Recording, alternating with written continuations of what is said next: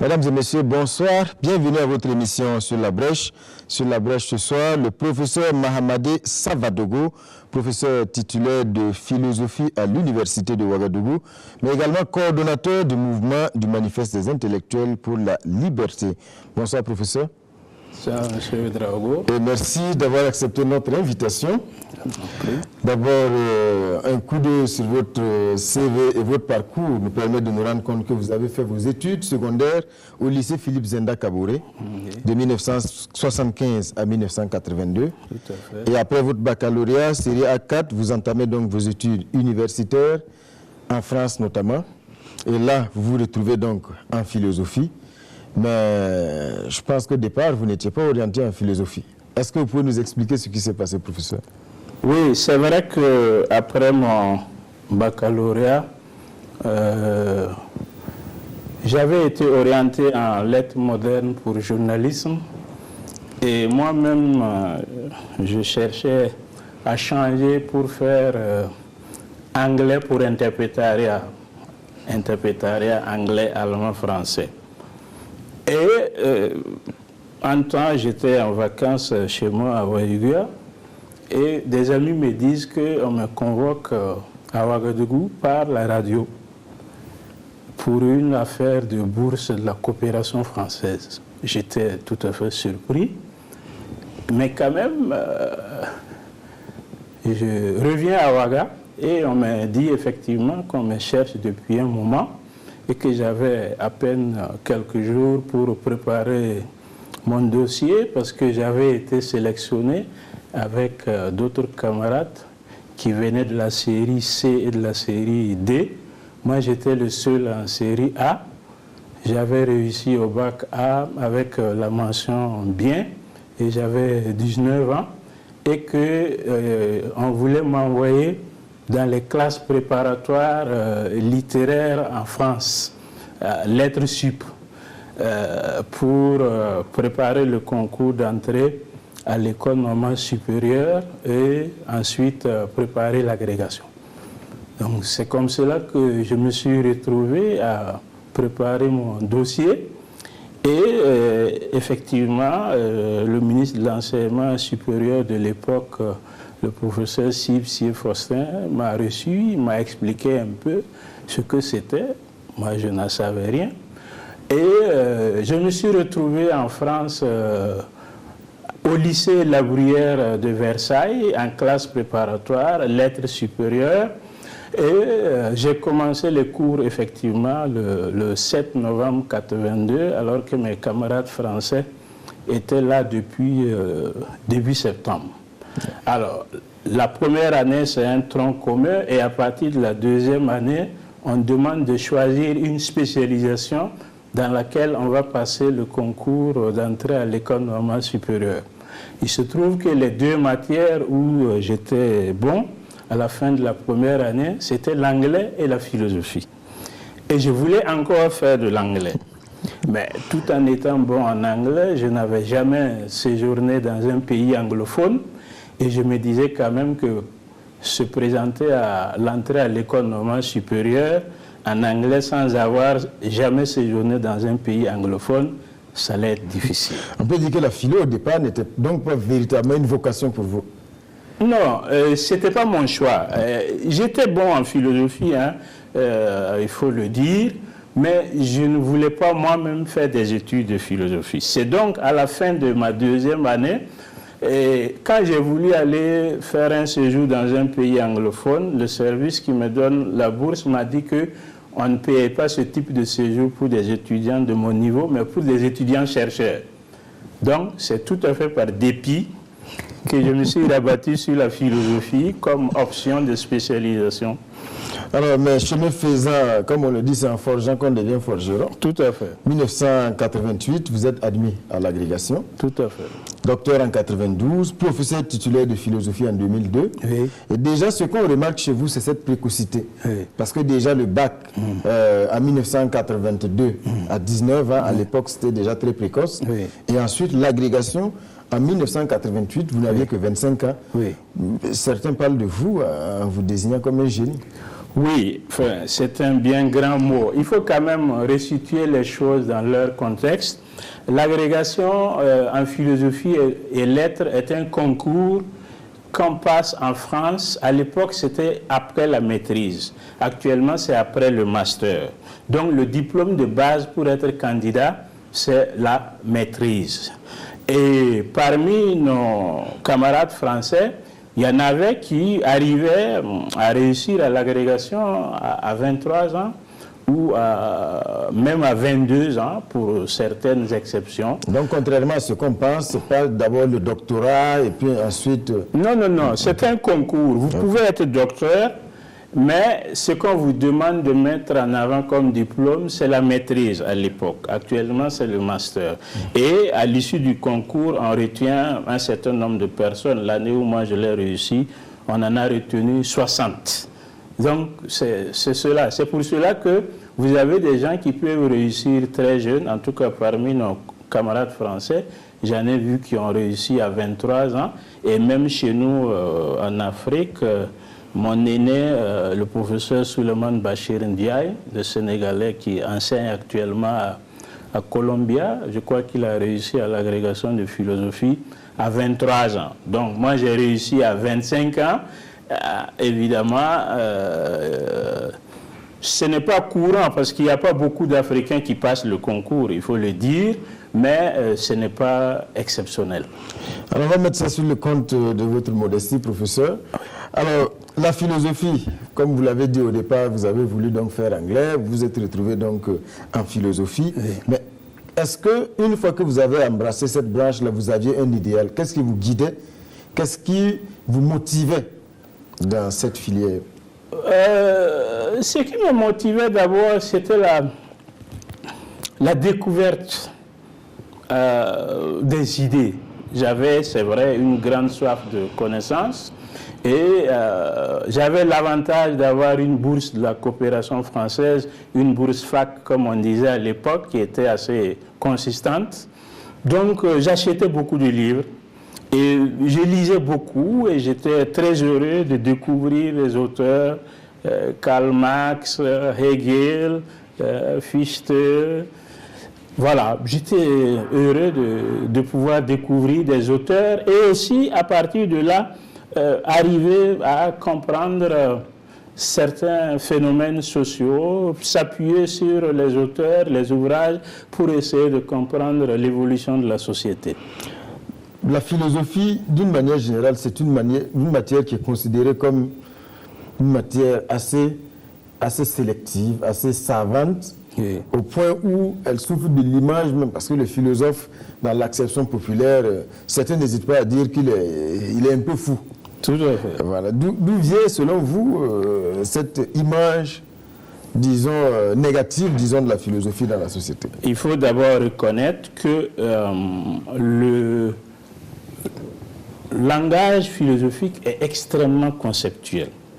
En philosophie, c'est vraiment des concepts qu'on développe et qu'on enchaîne selon une argumentation rigoureuse.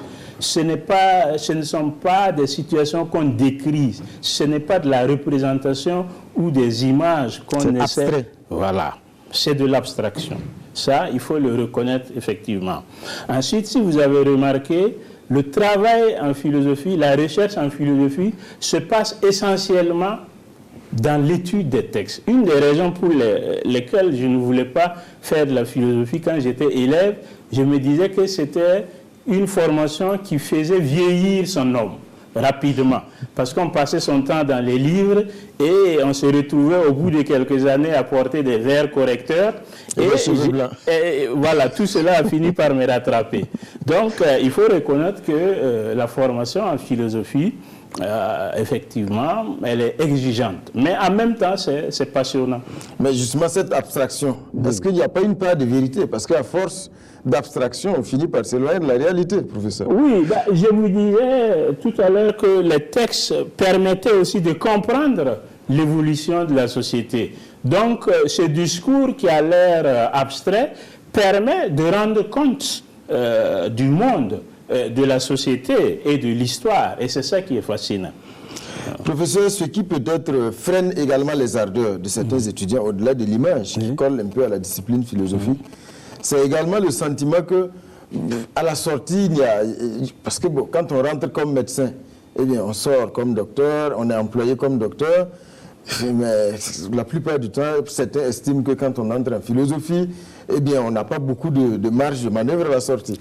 Oui, attention, actuellement, si vous prenez différents corps de métier, comme les journalistes, les diplomates, l'administration, vous pouvez retrouver d'anciens étudiants de philosophie, des gens qui ont fait la licence de philosophie ou parfois la maîtrise. Parce que justement, cette formation les met à l'aise pour passer les concours. Et si vous prenez les organes de presse, dans la presse écrite, vous avez beaucoup d'anciens étudiants de philosophie. Donc, on n'est pas obligé de rester dans la philosophie. On peut aller jusqu'à la licence ou au master et après chercher à faire autre chose. Et là, ça vous donne une base pour, par exemple, devenir journaliste. Professeur, vous, à titre personnel, est-ce que vous aviez quelque chose qui vous passionnait quand vous étiez encore en études? Est-ce que votre vision est conforme à ce que vous faites aujourd'hui? Ou est-ce que vous nourrissiez d'autres ambitions professionnelles? Non, je dois dire qu'à partir du moment où, à partir de la fin de ma deuxième année, quand j'ai commencé à choisir la philosophie comme spécialisation, vraiment, je me suis employé, je me suis mis à fond dans le travail et je lisais beaucoup. Et j'ai eu la chance de commencer à découvrir des auteurs que je ne connaissais pas. J'ai parlé tout à l'heure de certains auteurs, mais il y a un auteur français d'origine allemande qui s'appelle Eric Weil, que j'ai commencé à découvrir à la fin de ma première année. Et donc, vraiment, j'étais motivé pour lire, pour chercher à avancer. Et justement, il y a quelque chose qu'il faut préciser. Je me suis présenté au concours d'entrée à l'école normale supérieure une seule fois. J'ai échoué, mais je n'ai pas voulu reprendre. Parce que justement, j'avais ma motivation et j'avais envie de découvrir des auteurs, continuer à travailler. Et je n'avais pas envie de passer beaucoup de temps à travailler sur le programme du concours d'entrée à l'école normale supérieure. Et je me suis engagé auprès du service qui me donnait la bourse à passer l'agrégation plus tard. Et bon, ils ont accepté, ils m'ont dit, bon, ok, on va vous laisser continuer et on verra ce que ça donne. Mais j'étais vraiment porté par cette soif de connaissance-là et c'est ça qui m'a permis aussi d'aller jusqu'à l'agrégation. Alors, professeur, aujourd'hui, je l'ai dit, vous êtes enseignant-chercheur à l'université de Ouagadougou, auteur de plusieurs publications qui font autorité dans le domaine de la philosophie, parmi lesquelles on peut citer Philosophie et existence en 2001, Philosophie et histoire en 2003, ou encore Pour une éthique de l'engagement en 2007. Je passe sous silence beaucoup d'autres publications parce que c'est une bibliographie longue comme le bras. Et justement, quand on regarde l'engagement, c'est ce qui semble également vous caractériser. Vous avez d'ailleurs une œuvre là-dessus. Vous estimez que quand entre la pensée et l'engagement, il n'y a pas vraiment une dichotomie, ce sont les deux faces d'une même médaille. Oui. Vous êtes aux antipodes des chercheurs qui pensent que la recherche doit être fondamentale. Oui, c'est vrai que j'ai même écrit un ouvrage qui s'intitule « Penser et l'engagement » et le premier chapitre de cet ouvrage a pour titre « Penser et s'engager ». Et je pars de l'opposition qui est couramment admise entre ces deux notions pour la remettre en cause et aboutir à l'idée que la pensée repose elle-même sur un engagement qu'on peut qualifier de fondamental, à la différence de l'engagement militant ou de l'engagement ordinaire. Donc, effectivement, l'engagement est un thème central de mon travail et je montre que dans beaucoup de sphères de la vie théorique, ou pratique, l'engagement a un rôle central. Maintenant, je suis amené à distinguer différentes formes d'engagement. Et justement, pour vous, c'est quoi l'engagement, professeur? Alors, l'engagement, d'abord, de façon ordinaire, on l'entend comme l'attachement à une cause. Quelqu'un qui est engagé, c'est quelqu'un qui est attaché à une cause et qui entreprend des actions pour réaliser son objectif, pour défendre sa cause. Mais ça, c'est ce que j'appelle l'engagement militant. Au-delà de cet engagement militant, je montre que notre rapport même à l'existence d'une manière générale repose sur un engagement que j'appelle engagement fondamental. Parce que quand on vit, quand on s'attache à l'existence, c'est parce qu'on est convaincu quelque part que la vie mérite d'être vécue. Or, cette conviction, c'est une forme d'engagement qui nous permet d'accepter, d'affronter les épreuves de l'existence. Si on se laisse convaincre que la vie ne mérite pas d'être vécue, eh bien, on peut baisser les bras et ne pas chercher à faire face aux épreuves. Mais est-ce que à ce niveau, l'engagement, quand on veut changer, est-ce que ce n'est pas un engagement politique également?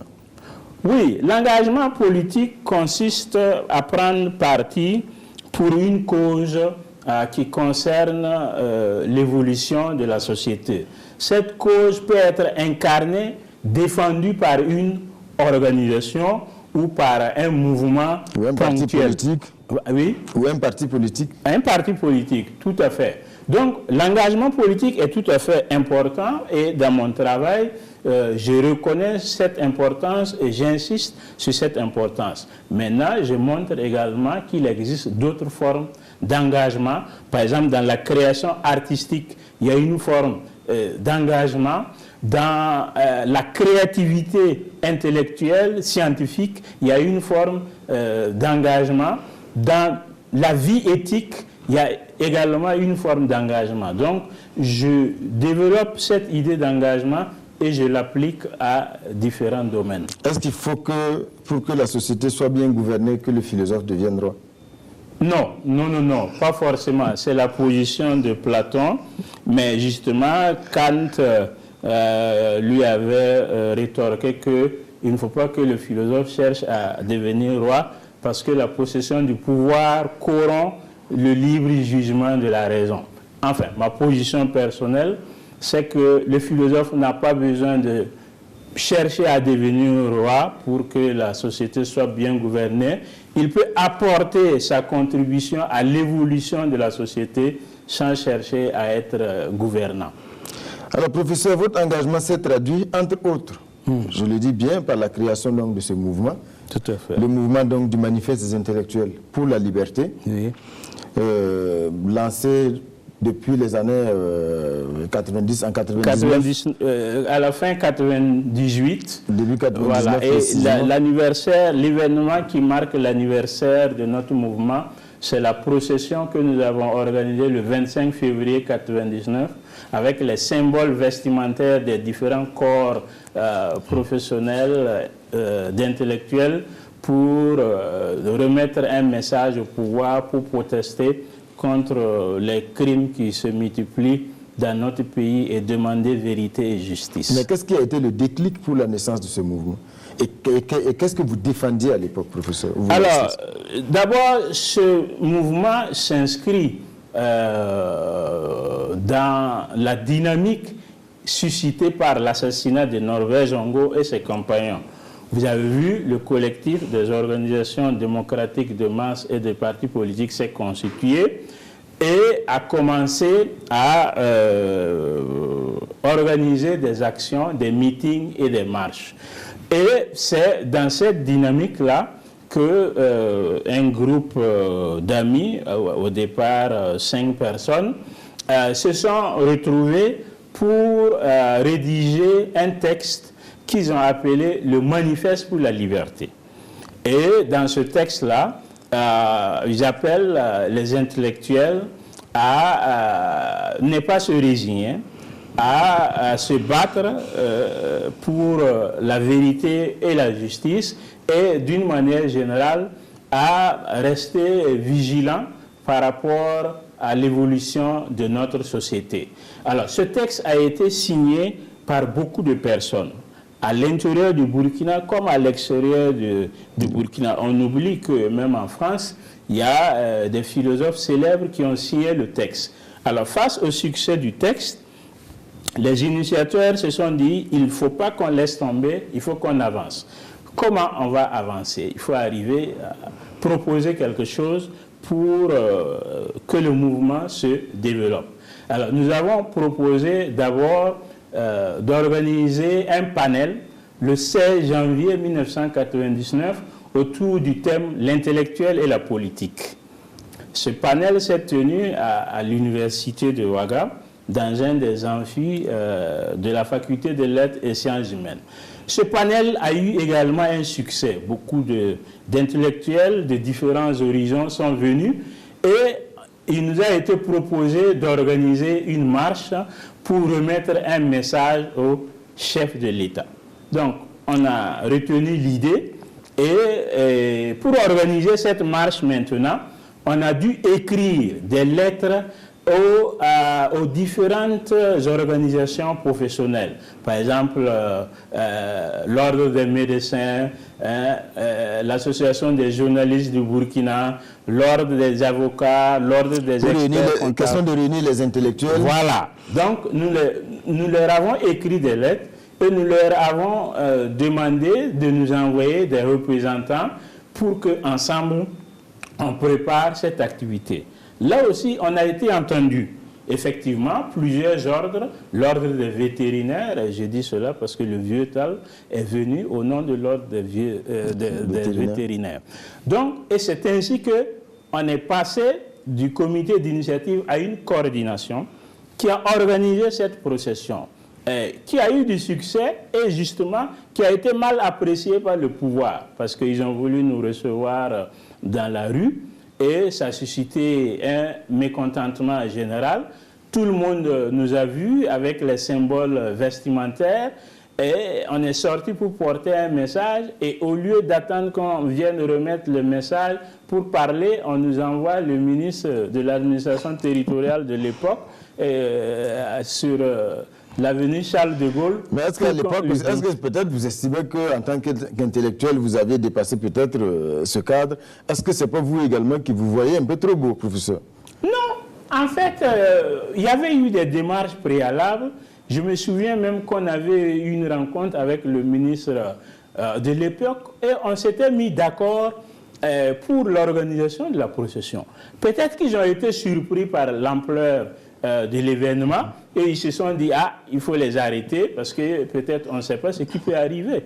Donc, et ils ont voulu nous imposer de leur remettre le message en pleine rue, ce que nous avons refusé à l'époque. Alors là aussi, suite à cela, on a réagi, on a publié un message et à partir de là aussi, on a décidé de poursuivre avec d'autres activités, notamment les conférences, et on a envisagé aussi de créer un journal. Et le journal, c'est Hakili. Mais est-ce que là, justement, est-ce que ce n'est pas là le talon d'Achille peut-être du mouvement, du manifeste pour la liberté? Oui. Comment vous comptez changer les choses par des panels et des conférences, professeur? Est-ce que ce n'est pas juste s'adresser aux intellectuels, justement, aux savants, alors que quand on veut changer les choses, en tout cas au sens primaire qu'on entend, il faut toucher peut-être la grande masse? Oui, mais ce que vous oubliez, c'est que les idées qui sont développées dans ces panels et dans ces conférences, ce sont des idées qui sont diffusées. Et pour participer à ces conférences, pour venir écouter, on ne vous demande pas d'être titulaire de tel ou tel diplôme. Et effectivement, ce qu'il faut savoir, c'est qu'il y a beaucoup de citoyens de différentes sensibilités, de différentes organisations, des partis politiques, des organisations de la société civile, des syndicats, des mouvements de défense des droits de l'homme, qui viennent à nos conférences. et qui tire bénéfice des échanges qui se déroulent lors de ces conférences. Professeur, vous n'avez jamais été tenté de descendre dans l'arène politique? Descendre dans l'arène politique, c'est-à-dire? Faire de la politique, prendre la carte d'un parti politique, parce que vous défendez un idéal, vous défendez des causes. On a vu, après Norbert Zongo, oui. Voilà, vous étiez dans la rue, oui, avec d'autres collègues intellectuels, oui, pour porter un message. Mais au-delà de ça, est-ce que vous n'avez jamais songé, vous n'avez jamais eu l'intention de prendre une couleur politique pour changer les choses? Alors, il faut dire très clairement les choses. Notre objectif, même à travers ce mouvement, c'est d'encourager les intellectuels à s'engager. Il y a différentes manières d'être intellectuel. Nous avons voulu encourager, promouvoir la figure de l'intellectuel engagé. Et l'engagement, effectivement, peut aller jusqu'à être membre d'un parti si on considère que ce parti contribue à transformer la société. Alors, si vous envisagez l'engagement de ce point de vue-là, je peux vous dire qu'en tant que citoyen, d'ailleurs, depuis le lycée, j'ai toujours participé à des combats, j'ai toujours défendu des causes et j'ai toujours participé à des actions qui peuvent provenir de différentes organisations qui contribuent à la transformation de la société. Donc, si c'est ça descendre dans l'arène politique, je vous dirais que j'y suis depuis longtemps. Maintenant, si vous entendez par là aller chercher un poste à tel ou tel endroit, là, je n'y suis pas. Comme vous l'avez dit tantôt, si un parti correspond à l'idéal que vous défendez, tout à fait. Est-ce qu'aucun parti politique aujourd'hui ne trouve grâce à vos yeux? Oui, disons que dans le jeu politique institutionnalisé, il n'y a pas de parti, effectivement, qui trouve grâce à mes yeux. Mais il faut faire attention quand on dit cela, parce qu'il ne faut pas oublier que nous avons participé à des activités organisées par des partis institutionnalisés, notamment l'opposition officielle. Beaucoup de gens oublient. Par exemple, avant l'insurrection, les différents chefs de file de l'opposition politique, ça a commencé d'abord par Maître Sankara, qui est venu nous voir, la direction du manifeste. Ensuite par Zéphirin Diabré, qui nous a écrit une lettre. Chaque fois qu'il y avait des marches, chaque fois qu'il y avait des meetings, il nous informait, il nous envoyait des invitations. Et croyez-moi, à chaque fois, on avait des représentants. Moi-même, j'étais souvent présent aux meetings et aux marches. Je n'étais pas devant, je ne cherchais pas à prendre la parole, mais j'étais toujours là. Et comme tout citoyen, je suis intéressé par l'évolution de ma société. Donc, voilà, c'est pour vous dire clairement que je ne suis pas... Vous défendez la cause, mais vous n'êtes pas un opposant. Voilà, c'est-à-dire que je ne suis pas du tout ce genre d'intellectuel qui méprise la politique, qui méprise l'action partisane, qui méprise l'action collective. Non, non, ce n'est pas du tout ma posture. Alors, professeur, il y a également quand même cette polémique concernant un peu votre analyse, notamment du CNR, Conseil national de la Révolution. Tout à fait. Alors, comment vous réagissez à cela? Parce que vous avez estimé que c'est plutôt un régime militaire qu'un régime révolutionnaire, si je ne m'abuse. Tout à fait. Mais ça a suscité une volée de bois vert. Comment vous réagissez à cela? Pourquoi déjà vous estimez que le CNR est plus un régime militaire qu'autre chose? Alors, d'abord, il faut replacer les choses dans leur contexte. C'est dans le cadre d'une conférence au cours de laquelle il m'a été demandé de parler du thème putschisme et révolution. Et en développant le thème de la conférence, j'ai été amené à évoquer le CNR. Mais ma position sur le CNR, elle date du 4 août 83. En août 83, j'étais étudiant en première année et j'étais en vacances au Burkina Faso. Donc, j'ai vu ce qui se passait. Et j'avais évidemment une certaine formation politique. J'avais déjà fait un certain nombre de lectures.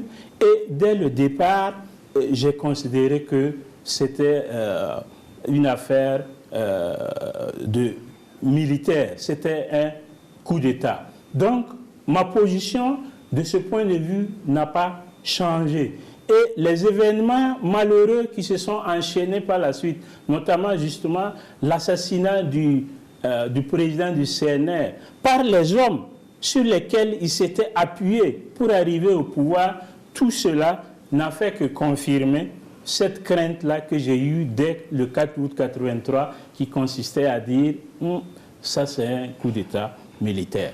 Et évidemment, j'ai évolué, j'ai appris moi-même à analyser les choses et je n'ai fait qu'approfondir mes idées sur la différence entre le coup d'État, la révolution, les élections. J'ai développé une réflexion sur ce que j'appelle les modalités de la conquête et de l'exercice du pouvoir. Donc ce n'est pas un caprice, ce n'est pas un penchant subjectif, c'est une position qui est fondée sur une analyse. Mais là, est-ce que vous comprenez? Parce que pour beaucoup, dire aujourd'hui que d'août 83 à octobre 87, ce qu'on a vécu, ce n'est pas une révolution, vous comprenez que je le comprends tout à fait, d'autant plus que aujourd'hui il y a les réseaux sociaux et les gens débattent à travers ces réseaux sociaux. Quand moi j'étais étudiant, il n'y avait pas de réseaux sociaux. C'était dans les réunions, c'était dans les assemblées générales des syndicats d'étudiants que les débats se menaient et chacun justifiait sa position. Et donc, je n'ai pas été surpris qu'il y ait des réactions. Et d'ailleurs, j'ai trouvé que il y a eu des réactions intéressantes parce qu'il y a eu des endroits où il y a eu de véritables débats. Les gens ont fait des recherches, ils ont convoqué des ouvrages, ils ont convoqué des faits, ils ont convoqué des références. Et j'ai trouvé qu'au contraire, ça a aidé les jeunes qui s'intéressaient à la politique à mieux développer leur conscience politique. C'est pour cela que moi-même, je ne suis jamais revenu sur le sujet directement. Et il faut dire que j'ai été interpellé, mais j'ai dit non, il faut laisser les jeunes débattre. Ils se sont appropriés le débat, il faut les laisser débattre et se former. De toute façon, moi j'aurai différentes occasions de revenir et d'exprimer encore mes idées. C'est de la même manière l'insurrection populaire, 30-31 octobre 2014. Comment vous cataloguez cette insurrection populaire aujourd'hui? Nous avons dit clairement que c'était une insurrection populaire, mais que ce n'était pas une révolution. Là aussi, nous avons organisé un panel en début février 2015 à l'université qui a connu une forte participation. Et nous avons développé des analyses pour montrer la différence entre une insurrection populaire et une révolution. Et la suite des événements, nous a donné raison. Tout le monde est d'accord maintenant que... Vous parlez de quelque chose de non abouti. Voilà, tout à fait. Nous sommes d'accord que Blaise Compaoré est parti avec son entourage proche. Il y a eu un changement d'homme, mais il n'y a pas eu de changement de système en tant que tel. Et justement, le changement radical que beaucoup d'insurgés voulaient n'a pas eu lieu. Et d'ailleurs, je vous signale en passant qu'actuellement, les événements que nous sommes en train de vivre en Algérie et au Soudan sont similaires. C'est-à-dire que nous avons des soulèvements populaires qui traduisent une aspiration au changement radical et cette aspiration n'est pas prise en compte par les équipes qui s'installent après les soulèvements. Professeur, on va parler à présent d'actualité. Oui. L'actualité de la semaine marquée notamment donc par le Front social qui bouillonne de nouveau, notamment donc d'abord les financiers qui observent pas une grève officielle, mais un certain service minimum qui fait donc craindre un assèchement des caisses de l'État. Quelle lecture vous faites de cette situation-là? D'abord, il faut dire que cette situation est la conséquence d'événements antérieurs. Et chaque fois qu'il y a un conflit social, il faut chercher à comprendre quelle en est la genèse. Là, il s'agit notamment du Fonds commun. Tout à fait. Tout à fait. Alors, j'ai cherché effectivement à comprendre un peu ce qui se passe, qu'est-ce que les uns et les autres réclament. Et j'ai été amené à me poser la question de savoir Si au lieu de chercher à contenir la masse salariale, on cherchait à accroître les recettes de l'État, si on se posait la question de savoir est-ce qu'il n'y a pas des acteurs qui doivent à l'État et qu'on pourrait récupérer ce dû-là pour renforcer les recettes de l'État. Et ces questions-là m'ont conduit à une réflexion que j'ai commencé à développer en mi-décembre à travers une conférence que j'ai donnée sur l'incivisme de la classe dirigeante. En préparant cette conférence, en faisant des recherches à travers simplement ce que les journaux ont publié, j'ai été surpris, par exemple, par le nombre de sociétés, le nombre d'entreprises qui ne payent pas leurs impôts, qui ne payent pas leurs frais de douane. J'ai été surpris par l'ampleur de la fuite des capitaux dans notre pays. Or, pourquoi il en est ainsi? Pourquoi on ne se demande pas est-ce qu'on ne peut pas accroître nos recettes en faisant en sorte que les impôts qui nous sont dus, qui sont dus à l'État, rentrent? Que les frais de douane qui sont dus à l'État rentrent? Que les capitaux ne sortent pas illégalement. Peut-être que c'est des exonérations qui respectent également les textes. Peut-être les textes il y a des exonérations qui respectent les textes, mais il y a des cas très clairs de fraude massive. Fraude d'autant plus organisée que dans beaucoup de ces sociétés et ces entreprises, vous retrouvez des dirigeants politiques, vous retrouvez des gens de la haute administration. Donc, quand une société est en faute, quand il s'agit de la taxer pour qu'elle paie des frais, ben, elle trouve toujours des gens pour l'aider à manœuvrer pour ne pas payer ce qu'elle doit. Récemment, le 30 mars, notre mouvement a organisé un panel sur la question foncière au Burkina Faso. Là aussi, nous avons appris des choses tout à fait édifiantes. L'impôt foncier. Qui paie l'impôt foncier dans ce pays? Le patrimoine foncier de l'État. Est-ce que nous avons une idée précise des biens même de l'État dans leur globalité dans notre pays? Et qu'est-ce que ça vous donne comme conclusion concernant donc ces mouvements qu'on observe actuellement? Ça me donne comme conclusion que la réalité sociale est complexe et que parfois on regarde une catégorie professionnelle et on veut la faire porter la responsabilité de toutes les difficultés du pays, alors que les difficultés du pays peuvent venir d'ailleurs. Et donc, si on veut, on n'a qu'à chercher à organiser un dialogue sincère avec les différents acteurs à travers lesquels on va poser le problème de la gestion des ressources de notre pays d'une manière générale. Et comment faire face justement à la dilapidation des ressources de notre État. Celui qui veut un dialogue sincère sur ce sujet-là, eh bien qu'il y aille et on verra quel résultat ça va donner. Alors professeur, actualité marquée également par l'insécurité toujours. Oui.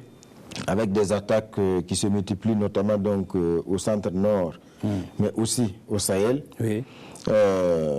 Qui dégénère également en conflit intercommunautaire. On l'a vu après Yirgou, oui. Arbinda.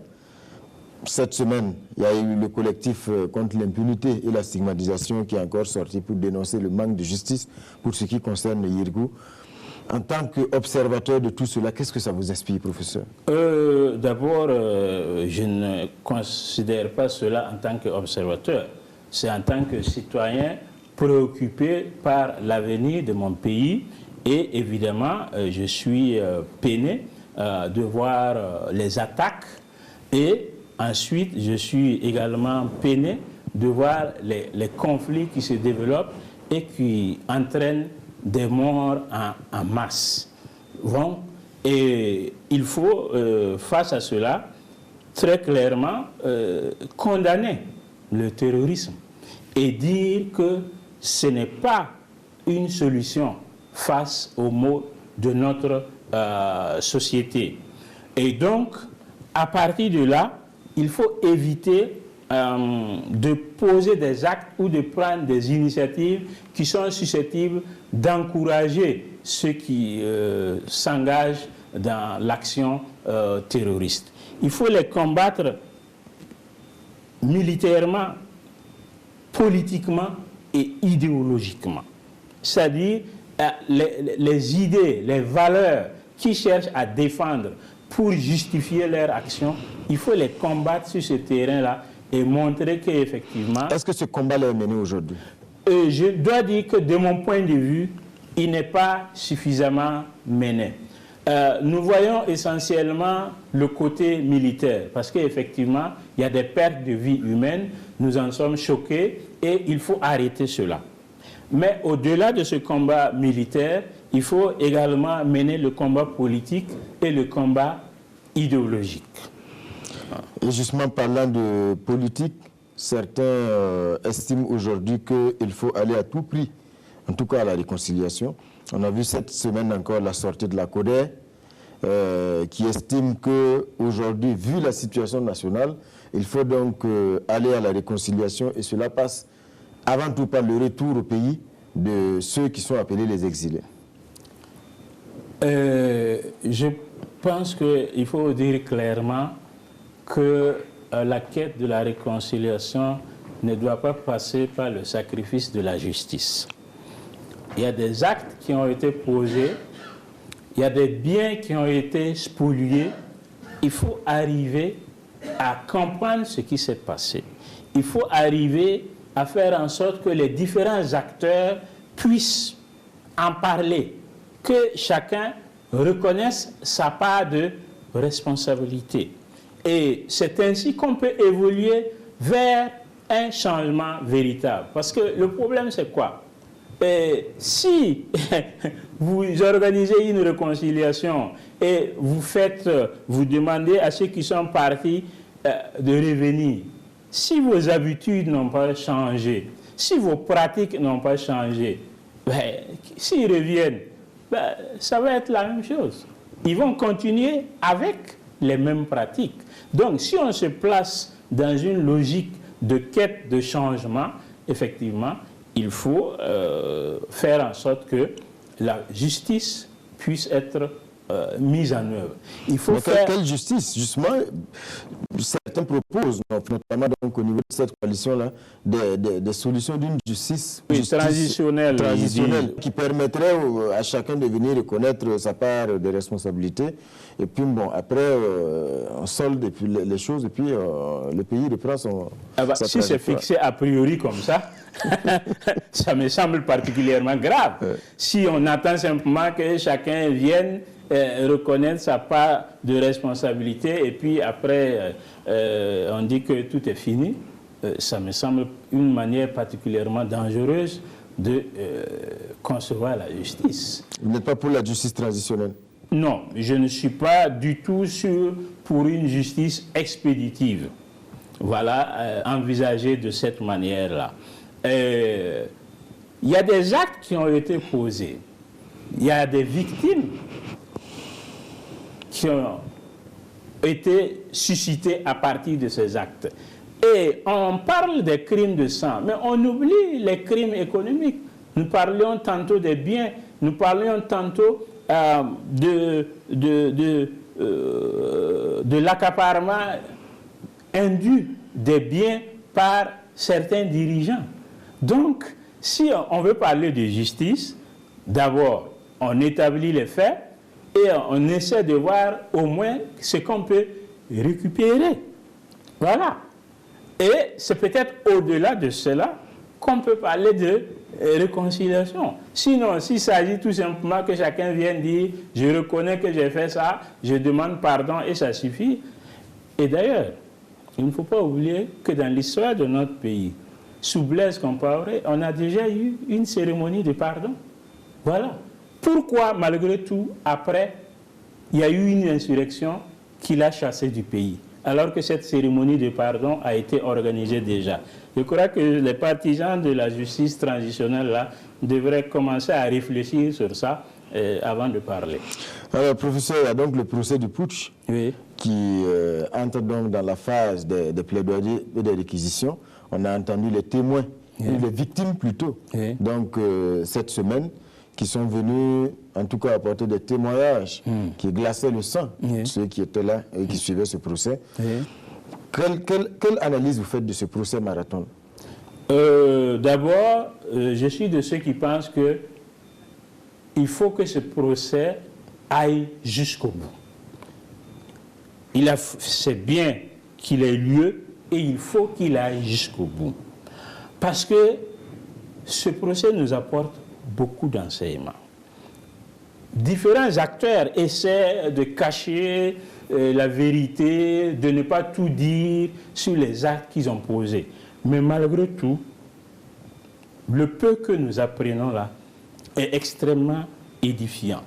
Parce qu'il ne faut pas oublier que dans notre société, il y a encore des gens qui considèrent le putsch comme une voie de conquête du pouvoir. Voilà. Donc, l'une des leçons de ce procès, justement, c'est qu'il faut rejeter le putsch comme voie de changement politique. Le putsch ne peut pas aider à transformer positivement la société. Il ne fait que compliquer la manière dont notre société est gérée. Donc, le message que ce procès, même dans son ensemble, donne aux citoyens burkinabés, à l'armée, aux jeunes, ce message-là est très important. Donc, voilà déjà une leçon globale qu'on peut tirer qui fait que, personnellement, je souhaite que ce procès aille jusqu'à son terme. Alors, on a également donc cette concertation politique engagée par le président, qui a déjà rencontré donc l'opposition, mais également la majorité, et des rencontres qui annoncent en tout cas des concertations plus importantes donc à venir, dans la perspective non seulement donc des élections à venir, mais également de la situation nationale et tout ça. Comment vous appréciez cette initiative et est-ce que vous pensez qu'aujourd'hui ce n'est pas le moment justement de taire les divergences politiques pour faire face donc au combat commun qui est donc ce terrorisme et cette insécurité? Oui, alors d'abord les concertations, le chef de l'État en tant que premier dirigeant, il a le droit d'organiser des concertations avec qui il veut. Maintenant, l'objectif qu'on peut atteindre, à mon avis, c'est d'abord d'essayer de faire en sorte que les élections qui vont venir puissent impliquer beaucoup d'acteurs, de telle sorte que les résultats qui vont en sortir puissent être acceptés. Donc c'est une sorte de consensus qu'on cherche à acquérir pour légitimer l'ordre politique existant. Voilà.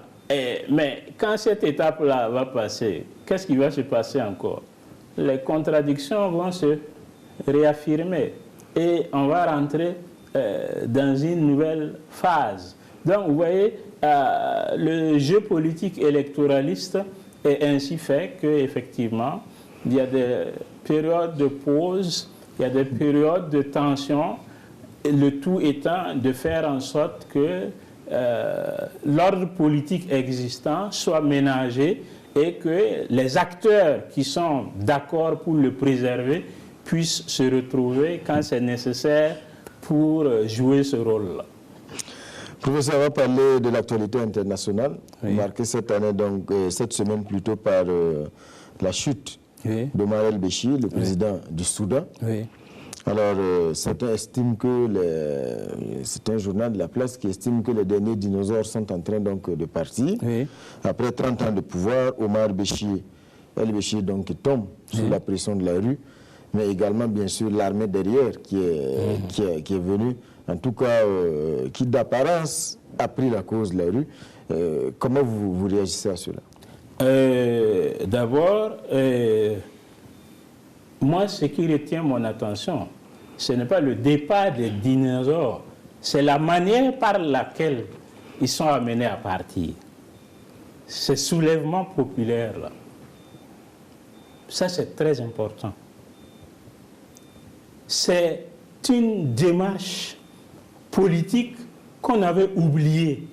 Et notamment, beaucoup de penseurs politiques contemporains se sont empressés de vouloir penser la politique essentiellement à partir du jeu institutionnalisé, à partir du débat entre les acteurs du jeu électoral. Et là, c'est le citoyen qui fait irruption. Voilà, ces événements-là montrent qu'au-delà de ce jeu institutionnalisé avec des acteurs déjà domptés, eh bien, il peut y avoir des dynamiques plus profondes. Et ce sont ces dynamiques-là qui poussent les sociétés à se transformer. Justement, le journal auquel vous pensez rappelait que si on avait attendu des élections pour faire partir Bouteflika ou Omar El-Béchir, eh bien, on aurait attendu en vain. Donc, il a fallu des soulèvements populaires. Mais aujourd'hui, est-ce que ces dynamiques-là, comme vous l'avez dit, est-ce que ce ne sont pas des dynamiques qui restent un peu lettres mortes? Parce que quand on regarde, que ce soit en Algérie ou au Soudan, Bouteflika n'est plus là, mais c'est le patron des armées, Ahmed Gaïd Salah, aujourd'hui, qui joue le premier rôle. Tout à fait. Et il y a le président du Sénat, M. Ben Salah également, qui assure l'intérim. C'est la même chose au Soudan. C'est le ministre de la Défense, qui était donc le vice-président du Soudan, aujourd'hui, qui prend le pouvoir, qui prend les rênes d'une transition de 2 ans. Est-ce que tout cela ne montre pas que, malgré l'agitation qu'il y a, on a l'impression qu'à la fin, le système... C'est vrai. Les partisans de l'ordre politique et social existant prennent des initiatives pour le protéger, en acceptant de laisser tomber certaines figures pour pouvoir calmer la colère populaire. Mais les mouvements, les dynamiques populaires ne sont pas du tout vaines, parce qu'effectivement, elles portent une demande de changement qui va se maintenir. Justement, au Soudan, on parle d'une transition de 2 ans avec des militaires à la tête de l'État. Vous allez voir que ça ne va pas être facile. Déjà, dès hier, les citoyens ont commencé à défier le couvre-feu pour dire non, ce n'est pas ce type de changement-là que nous voulons. Donc pour vous, ce n'est pas fini? Ce n'est pas fini. Ce n'est pas fini. Voilà, en Algérie, c'est la même chose. Les partisans de l'ordre établi vont essayer de contenir les choses, mais justement, la population à la base qui demande le changement radical va continuer également à pousser. Et c'est ça qui est intéressant. Alors, professeur, il y a également la Libye. Oui. Avec, en tout cas, l'offensive lancée par le maréchal Haftar, oui, qui veut donc conquérir la capitale Tripoli, oui, ce qui donne lieu donc à des affrontements, oui, donc aux alentours de la capitale. Oui. Beaucoup disent que c'est de là que viennent tous nos malheurs, oui, depuis donc la chute de Muammar Kadhafi. Oui. On a l'impression que la Libye est devenue un foyer, oui, qu'on a du mal à éteindre. Oui, il faut reconnaître qu'effectivement, l'invasion de la Libye a eu des répercussions graves sur la vie politique dans notre sous-région. Il est reconnu que beaucoup d'acteurs des mouvements terroristes ont trouvé des soutiens à partir d'autres acteurs qui sont venus de la Libye. Et justement, ça montre le lien caractéristique de notre temps, de notre époque, entre le développement du terrorisme et l'exacerbation des contradictions entre les grandes puissances pour la domination du monde. Vous voyez que partout aujourd'hui, en Amérique latine, nous avons vu avec le Venezuela, en Afrique, nous voyons qu'il y a des contradictions fortes qui se développent, qui s'affirment entre les grandes puissances qui prétendent dominer le monde. Et à travers ces contradictions, ces puissances-là suscitent des acteurs. Et parfois, au départ, c'est des acteurs qui sont censés servir leur cause docilement, et après, ça leur échappe. Donc, et ça prend d'autres formes. Donc pour vous, par exemple, le cas de la Libye, aujourd'hui, c'est la responsabilité de ces grandes puissances. Tout à fait, c'est tout à fait clair. Certains pensent par exemple qu'un pays comme la France, qui était donc à l'avant-garde du combat pour la chute de Muammar Kadhafi, jusqu'à présent n'a pas assuré le service après-vente. Bah, tout à fait, cela est clair. Cela est clair et ce qui est terrible à voir, c'est que la dynamique de la confrontation entre ces puissances n'a pas encore atteint son terme. Les acteurs sur le terrain continuent de s'affronter et chaque acteur a ses soutiens à l'extérieur. Et chacun cherche à contrôler toute la situation dans son ensemble. Mais pour le moment, on ne peut pas dire qu'il y a un acteur qui a réussi à asseoir son autorité sur toute la situation et qui va donc la stabiliser. C'est ça qui est le plus dramatique à observer aujourd'hui. Professeur, merci d'être passé sur le plateau de l'émission Sur la Brèche. Je vous remercie pour votre invitation. Mesdames et messieurs, sur la brèche ce soir, on avait donc le professeur Mahamadé Savadogo, professeur titulaire de philosophie à l'université de Ouagadougou, mais également coordinateur du mouvement des intellectuels pour le manifeste donc pour la liberté. Merci encore, professeur. Et merci à vous qui nous avez suivis et rendez-vous dimanche prochain pour une autre émission Sur la brèche.